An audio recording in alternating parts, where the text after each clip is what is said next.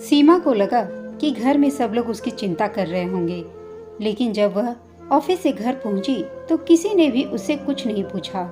मानो किसी को पता ही नहीं कि आज उसे आने में देर हो गई। सब अपने अपने काम में व्यस्त थे। पिताजी और बड़े भैया ड्राइंग रूम में बैठे किसी मुद्दे पर बातचीत कर रहे थे। छोटी बहन रुचि पति रितेश के साथ आई थी। वह भी बड़ी भाभी के कमरे में माँ के साथ बड़ी और छोटी दोनों भाभियों के साथ बैठी गप मार रही थी।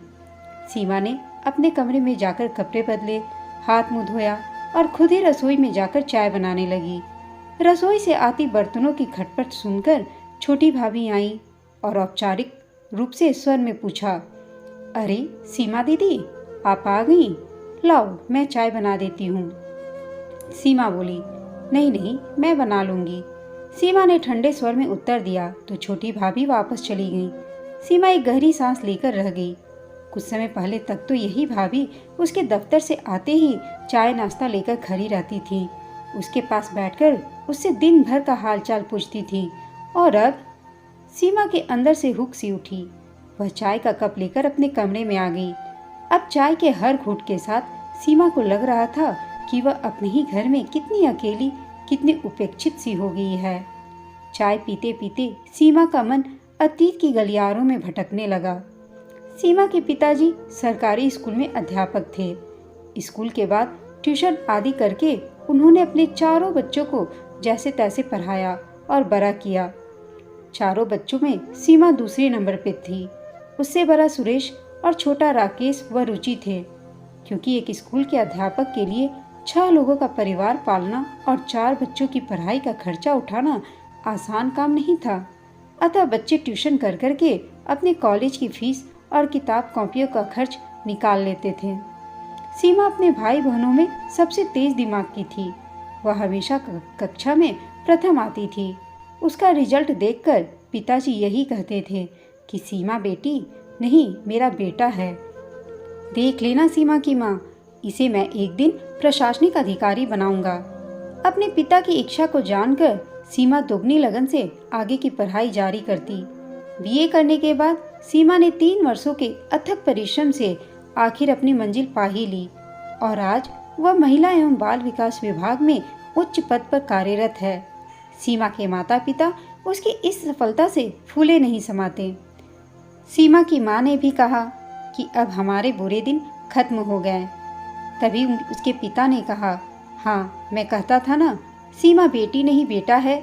उसकी पीठ थपथपाते हुए जब पिताजी ने उसकी माँ से कहा तो वह गर्व से फूल गई थी।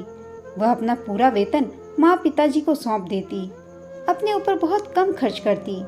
माँ पिताजी ने बहुत तकलीफें सहकर ही तो गृहस्थी चलाई थी आज तक, अतः सीमा चाहती थी कि अब वे दोनों आराम से रहे, घूमे फिरे।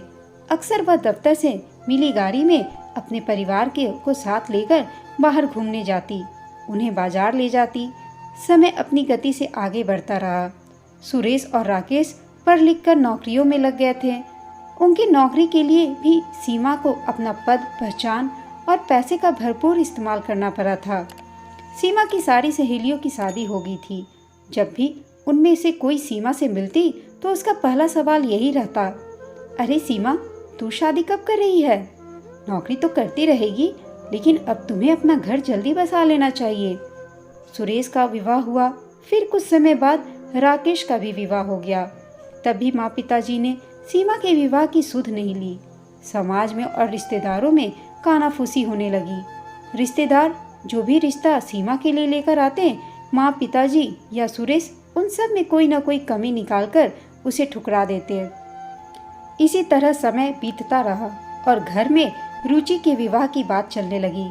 लेकिन बड़ी बहन कुंवारी रहने के कारण छोटी बहन के विवाह में अड़चन आने लगी। तभी सीमा के लिए अविनाश का रिश्ता आया।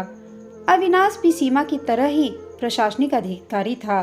उसमें ऐसी कोई बात नहीं थी कि सीमा के घर वाले कोई कमी निकाल कर उसे ठुकरा पाते। रिश्तेदारों के दबाव के आगे झुककर आखिर बेमन से उन्हें सीमा की शादी अविनाश से करनी पड़ी। दोनों की छोटी सी गृहस्थी मजे से चल रही थी। शादी के बाद भी सीमा अपनी आधी से ज्यादा तनख्वाह अपने माता पिता को दे देती। एक ही शहर में रहने की वजह से अक्सर ही सीमा अपने मायके चली आती। घर में खाना बनाने के लिए रसोइया था ही, इसलिए वह अविनाश के लिए ज़्यादा चिंता भी नहीं करती थी। पर अविनाश को उसका यूं मायके वालों पर पैसा देना और हर समय वहां चले जाना अच्छा नहीं लगता था। वह अक्सर सीमा को समझाता भी था, लेकिन वह उसकी बातों पर ध्यान नहीं देती थी। आखिर अविनाश ने भी उसे फिर कहना छोड़ दिया, क्योंकि वह समझ गया था कि उसकी बातों का सीमा पर कोई असर नहीं होगा। अतीत की यादों से सीमा बाहर निकली तो देखा कमरे में अंधेरा हो गया था, पर सीमा ने लाइट नहीं जलाई। अब उसे एहसास हो रहा था कि उसके माता पिता ने अपने स्वार्थ के लिए उसकी बसी बसाई गृहस्थी को उजाड़ने में कोई कोर कसर नहीं छोड़ी। सीमा के माता पिता को हर समय यही लगता कि आखिर कब तक सीमा उनकी ज़रूरतें पूरी करती रहेगी, कभी तो अविनाश उसे रोक ही देगा। सीमा की माँ और भाभियाँ हमेशा अविनाश के खिलाफ सीमा के कान भरती रहती। उसे कभी घर के छोटे मोटे काम करते देख लेती तो कहती, देखो मायके में तो तुम रानी थी और यहाँ आकर नौकरानी हो गई हो। यह क्या गत हो गई है तुम्हारी सीमा। माता पिता के दिखावटी प्यार में अंधी सीमा को तब उनका स्वार्थ समझ में नहीं आता था और वह अविनाश को छोड़कर एक दिन मायके आ गई। कितना रोया था अविनाश उस दिन, कितनी मिन्नतें की थी उसने, कितनी बार उसे आश्वासन दिया था कि वह चाहे उम्र भर अपनी सारी तनख्वाह मायके में देती रहे, लेकिन वह कुछ नहीं बोलेगा आगे से। उसे तो बस सीमा चाहिए थी, क्योंकि वह प्यार करता था सीमा से। लेकिन सीमा ने उसकी एक नहीं सुनी और उसे ठुकरा आई। उसके अनुसार अगर अविनाश यह बोलता है कि तनख्वाह तुम अपने मायके में दे देती हो, तो इसका मतलब अविनाश गलत है, क्योंकि यह सब तो उसके मायके वालों ने सीमा को कान भर दिए थे। भाभी के कमरे से अभी भी हंसी ठहाकों की आवाज़ आ रही थी। सीमा को याद आया कि जब 4 साल पहले वह अविनाश का घर छोड़कर हमेशा के लिए मायके आ गई थी, तब सब काम उससे पूछ कर किए जाते थे, यहाँ तक कि खाना भी उससे पूछकर ही बनाया जाता था। और अब अंधेरे में सीमा ने एक गहरी सांस ली। धीरे धीरे सब कुछ बदल गया। रुचि की शादी हो गई। उसकी शादी में भी सीमा ने लगभग अपनी सारी जमा पूंजी पिता को सौंप दी थी। आज वही रुचि माँ और भाभीियों में ही मग्न रहती है, अपने ससुराल के किस्से सुनाते रहती है। दोनों भाभियाँ, भैया, माँ और पिताजी बेटी व दामाद के स्वागत में उनके आगे पीछे घूमते रहते हैं और सीमा अपने कमरे में उपेक्षित सी पड़ी रहती है। रुचि के नन्हे बच्चे को देखते ही सीमा के दिल में एक टीस सी उठती है। आज उसका भी अपना नन्हा सा बच्चा होता, पति होता, अपना घर होता। सीमा दीवार से सिर टिकाकर बैठ गई। तभी माँ कमरे में आई। अरे अंधेरे में क्यों बैठी हो सीमा? माँ ने बत्ती जलाते हुए पूछा। कुछ नहीं माँ, बस थोड़ा सिर में दर्द है। सीमा ने दूसरी ओर मुंह करके जल्दी से अपने आंसू पोंछ लिए। सुन बेटी, मुझे तुझसे कुछ काम था, माँ ने अपने स्वर में मिठास घोलते हुए कहा। बोलो ना माँ, क्या काम है? सीमा ने पूछा। रुचि दिवाली पर मायके आई है, तो मैं सोच रही थी कि उसे एकाध गहना बनवा दूँ। दामाद और नन्हों बच्चे के लिए भी कपड़े लेने हैं। तुम कल बैंक से 15,000 रुपये निकलवा लाना। कल शाम को ही बाजार जाकर गहने व कपड़े ले आएंगे। ठीक है माँ, कल देखेंगे, सीमा ने तल्ख स्वर में कहा। सीमा ने माँ से कह तो दिया, पर उसका मन अभी भी खिन्न था। 15,000 रुपये क्या कम होते हैं? कितने आराम से माँ ने कह दिया कि निकलवा लेना। इतने सालों से वह अपने पैसों से घर भर की सारी इच्छाओं की पूर्ति करती आ रही है, लेकिन आज तक इन लोगों ने उसके लिए एक चुनरी तक नहीं खरीदी। माँ को रुचि के लिए गहने कपड़े खरीदने की चिंता है, लेकिन उसके लिए दिवाली पर कुछ भी खरीदना याद नहीं रहता। दूसरे दिन दफ्तर में सीमा का मन पूरे समय अविनाश के इर्द गिर्द घूमता रहा। उसे अपने किए पर आज पछतावा हो रहा था। लंच में उसकी सहेली अनुराधा उसके कमरे में आ बैठी। अक्सर दोनों साथ साथ लंच करती थीं।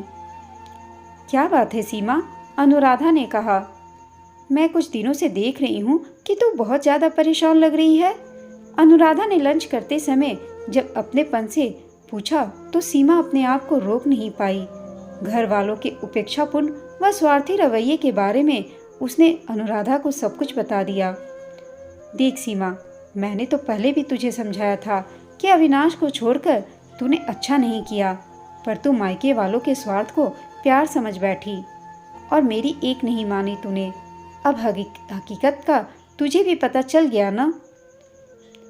अनुराधा ने कहा। मुझे अपनी गलती का एहसास हो गया है अनुराधा, मेरी आंखें आज खुल गई हैं। सीमा की आंखों से आंसू ढुलक पड़े। अब जाकर आंखें खुली हैं तेरी, लेकिन जब अविनाश ने तुझे मनाने और घर वापस ले जाने की इतनी बार कोशिशें की, तब तो तू कुछ नहीं बोली। बेचारा मना मना कर थक गया। अनुराधा का स्वर करवा सा हो गया। सीमा बोली, मैं अपनी गलती मानती हूँ, अब बहुत सजा भुगत चुकी हूँ मैं। मेरे पास अपना कहने को कोई नहीं रहा, मैं बिल्कुल अकेली रह गई हूँ अपनी ज़िंदगी में। इतना कहकर सीमा अनु के सामने फफक पड़ी। सीमा को रोते देख अनुराधा का मन पिघल गया। उसे चुप कराते हुए वह बोली, देख सीमा, अभी भी कुछ नहीं बिगड़ा है। हाँ, देर तो हो गई है, लेकिन इसके पहले कि और ज़्यादा देर हो जाए तो अविनाश के पास वापस चली जा। तेरा पति होगा, अपना घर होगा, अपना बच्चा और अपना परिवार होगा। अनुराधा ने उसके सिर पर हाथ फेरते हुए उसे समझाया।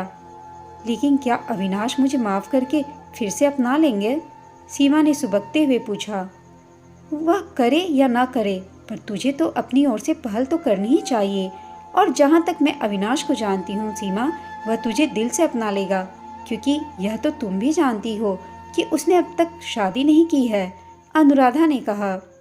सीमा ने अपने आंसू पोंछ लिए। आखिरी बार जब अविनाश उसे समझाने आया था, तब जाते जाते उसने सीमा से यही कहा था कि मेरे घर के दरवाजे तुम्हारे लिए हमेशा खुले रहेंगे और मैं जिंदगी भर तुम्हारा इंतजार करूंगा। अनुराधा ने सीमा के हाथ पर अपना हाथ रखते हुए कहा। जा सीमा, खुशी खुशी जा, बिना संकोच के अपने घर वापस चली जा। बाकी तेरी बहन की शादी हो चुकी है, भाई कमाने लगे हैं, पिताजी को पेंशन मिलती है, उन लोगों को अपना घर चलाने दे। तू जा कर अपना घर संभाल। एक नई जिंदगी तेरी राह देख रही है। क्या करे क्या ना करे, इसी उहापोह में दिवाली बीत गई। त्योहार पर घर वालों के व्यवहार ने सीमा के निर्णय को और अधिक दृढ़ कर दिया। छुट्टियां बीत जाने के बाद जब सीमा ऑफिस गई तो मन ही मन उसने अपने फैसले को पक्का किया। अपने जो भी जरूरी कागजात व अन्य सामान था, उसे सीमा ने ऑफिस के बैग में डाला और ऑफिस चली गई। ऑफिस में अनुराधा से पता चला कि अविनाश शहर में ही है, टूर पर गया है, शाम को घर पर ही मिलेगा। शाम को ऑफिस से निकलने के बाद सीमा ने ड्राइवर को अविनाश के घर चलने के लिए कहा। हर मोड़ पर उसका दिल धड़क उठता कि पता नहीं क्या होगा। सारे रास्ते सीमा सुख और दुख की मिलीजुली स्थिति के बीच झूलती रही। आज 10 मिनट का रास्ता उसे 10 साल लंबा लग रहा था।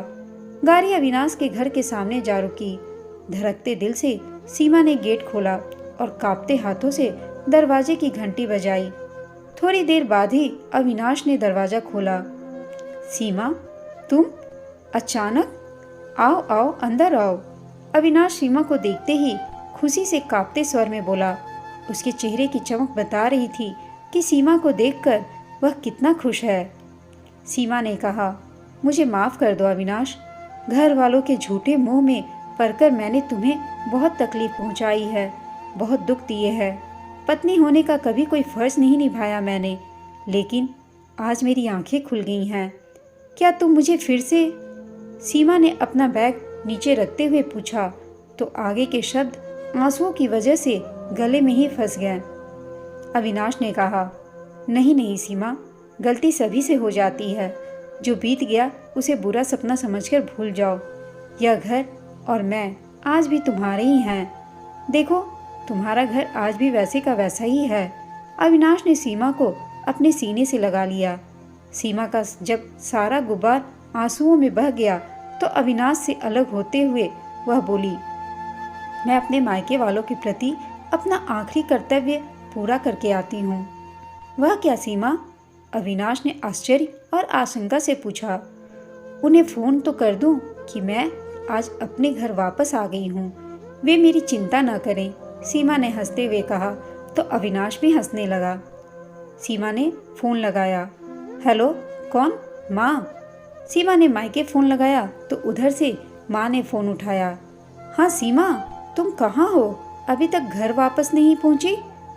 माँ, मैं घर तो वापस पहुँच गई हूँ, लेकिन हाँ, अपने घर, अविनाश के पास। उसकी माँ ने कहा। यह क्या पागलपन है सीमा? यह सुनते ही सीमा की माँ बौखला गई। इस तरह से तुम अचानक? माँ और कुछ कहती इससे पहले ही सीमा ने फोन काट दिया। अपने नए जीवन की शुरुआत में वह किसी से उल्टा सीधा सुनकर अपना मूड खराब नहीं करना चाहती थी। उसे प्यास लगी थी। पानी पीने के लिए सीमा रसोई में गई तो देखा एक थाली में अविनाश दीपक सजा रहा है। यह क्या कर रहे हो अविनाश? सीमा ने कौतूहल से पूछा। दिए सजा रहा हूँ सीमा, अविनाश ने उत्तर दिया। लेकिन दिवाली तो बीत चुकी है अविनाश। हाँ सीमा, दिवाली तो बीत चुकी है, लेकिन मेरे घर की लक्ष्मी तो आज आई है, तो मेरी दिवाली तो आज ही है ना, इसलिए उसके स्वागत में ये दिए मैं जला रहा हूँ। अविनाश ने सीमा की तरफ प्यार से देखते हुए कहा तो सीमा का भी मन भर आया।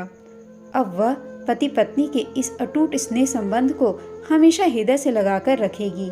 यह सोचकर वह भी दिए सजाने में अविनाश की मदद करने लगी। देर से ही सही, लेकिन आज उनके जीवन में प्यार और खुशहाली के दिए झिलमिला रहे थे। आज दोनों इतने सालों के बाद बहुत खुश थे और इधर सीमा के मायके वाले भी समझ गए थे कि अब सीमा को फुसलाया नहीं जा सकता, अब वो कभी वापस नहीं आएगी। आपको यह कहानी कैसी लगी कमेंट करके बताइएगा। साथ ही कहानी अच्छी लगी हो तो इसे लाइक, शेयर और चैनल को सब्सक्राइब अवश्य कीजिएगा। कहानी सुनने के लिए आप सबका धन्यवाद।